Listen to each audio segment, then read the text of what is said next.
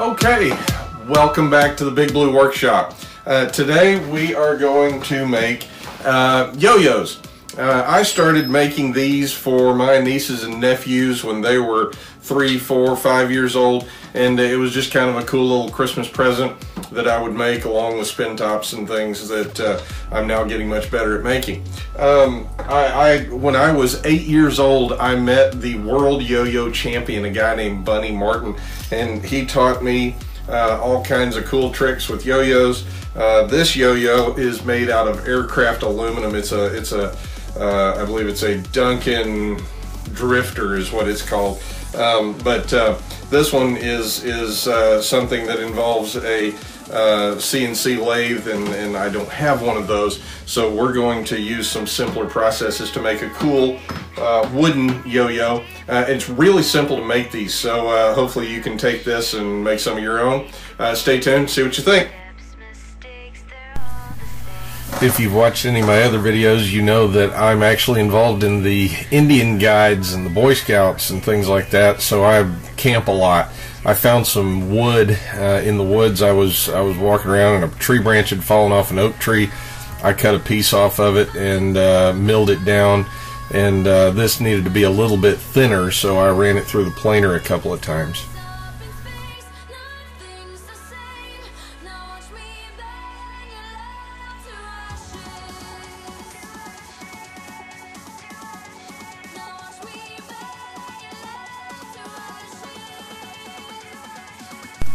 I don't like to actually put a hole all the way through the yo-yo for the axles, so I replace the center bit on a hole saw with a piece of all thread, and I just sharpen it with a grinder so I can just make a center point without poking a hole all the way through the disc.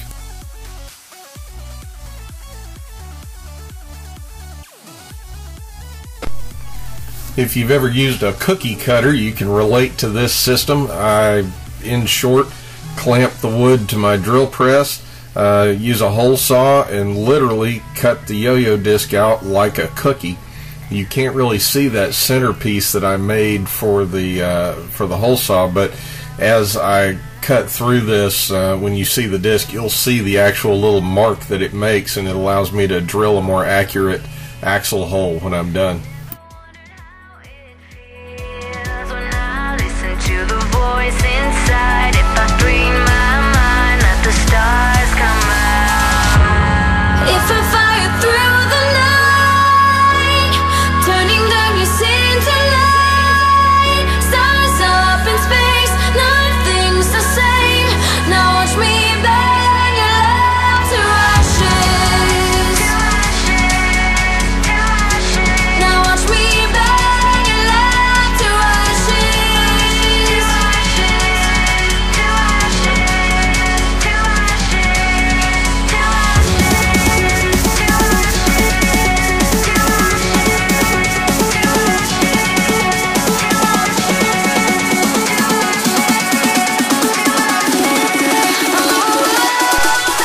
All you wood turners out there are going to say, why am I looking at a router?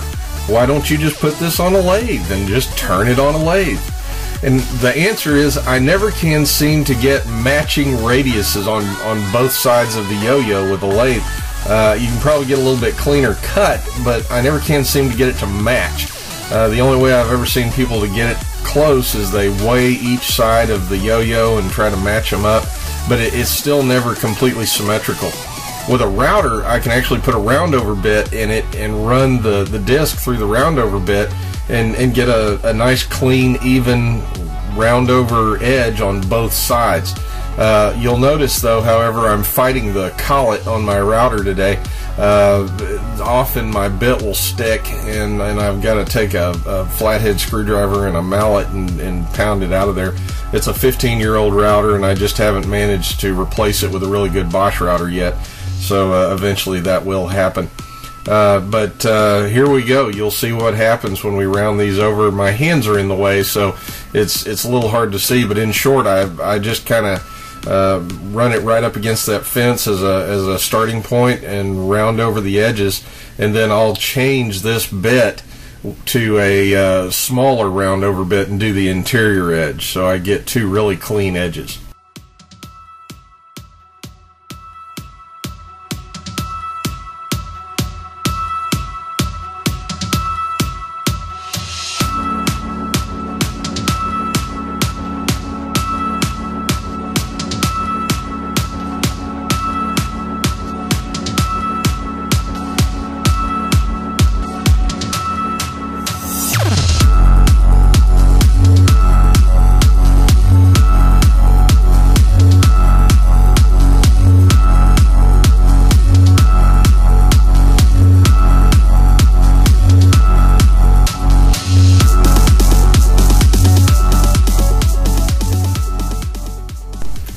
Back before I had a lathe, I would just take a drill press and I would center the bit on that mark that I made with the hole saw, and I'd get a pretty good axle hole.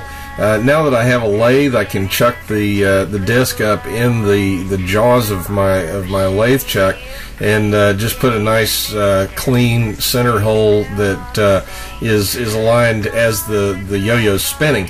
I think this gives me just a little bit more balance on the yo-yo, and it gives me a little more control as well when I'm putting the hole in the yo-yo for the axle.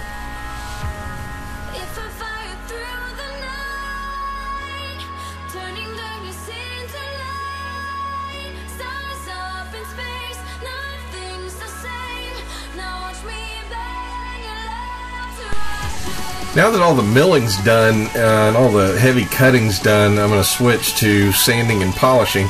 I basically take a 1/4-inch dowel that will eventually be used as the axle for the yo-yo. I pulled a scrap piece and just chucked it up to my 3-jawed chuck on my lathe, and started with 120 grit sandpaper and worked my way up to 220. I know all you perfectionists out there will say, gosh, why didn't you go to 600 or 1000? I just didn't happen to have any at the time. The way I ended up polishing it was using wax from an old candle in our house. I didn't happen to have cash to go buy a bunch of high-dollar beeswax, and funny enough, candle wax works pretty good.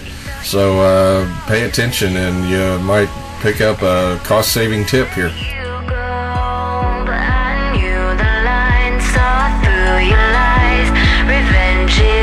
So sweet sometimes. You don't know where to go from here. You never wondered how it feels when I listen to the voice inside. If I free my mind, let the stars come out. If I fire through the night, turning darkness into light, stars up in space.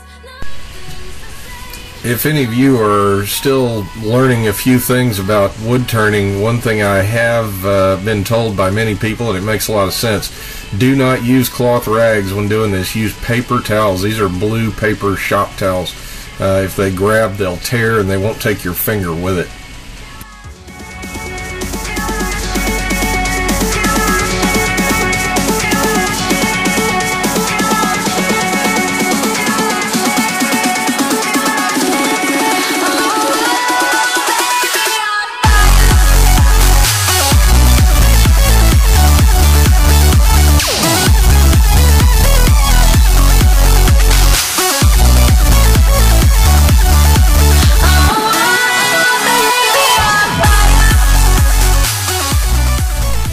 You'll notice on the inside of this yo-yo, I did not wax right up next to the axle.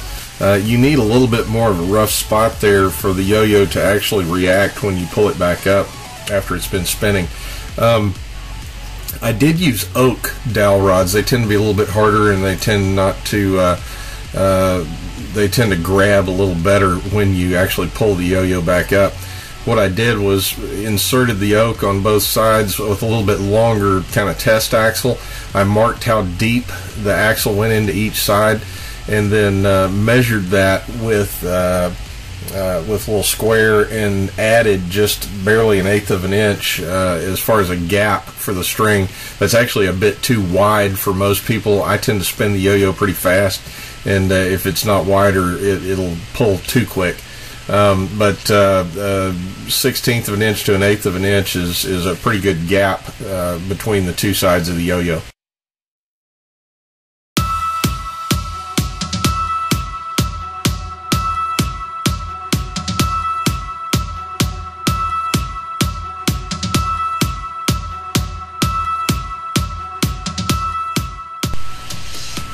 Once I got the axle marked, I took it over to the bandsaw and just gave it a quick cut on the bandsaw. Took it back over and just used a little bit of sandpaper as just a knockoff tool. I just knocked the rough edges off the axle. But what you don't want to do is sand that axle too much, because then you'll end up with a smaller axle than the hole you drilled, and it won't stay.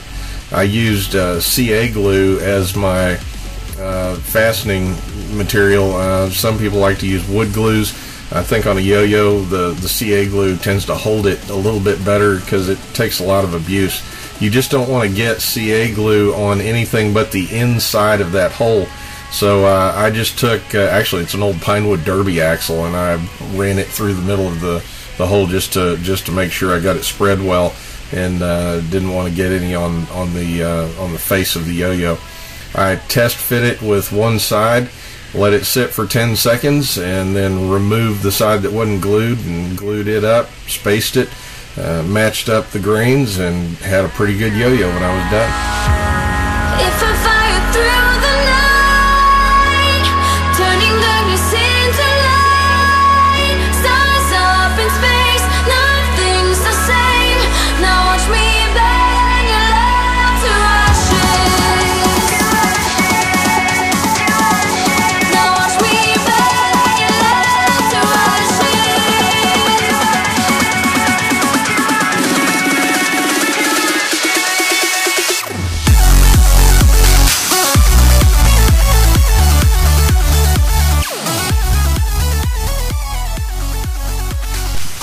Are you ready for this? Auto zoom. Ooh.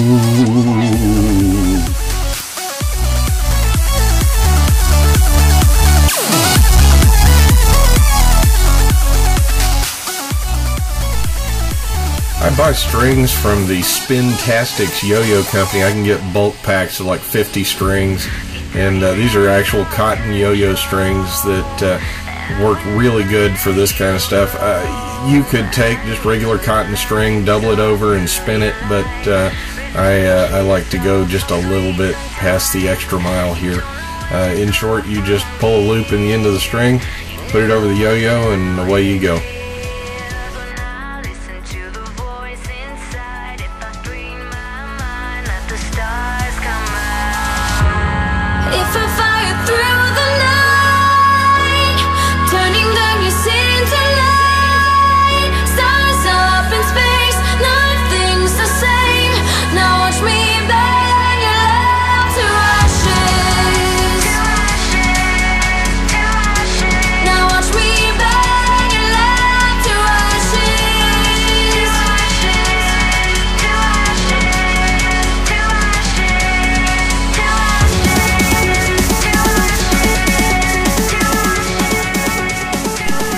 If you get a kick out of watching stuff like this and enjoy making fun toys for kids, subscribe to the video and like it, and share it with your buddies.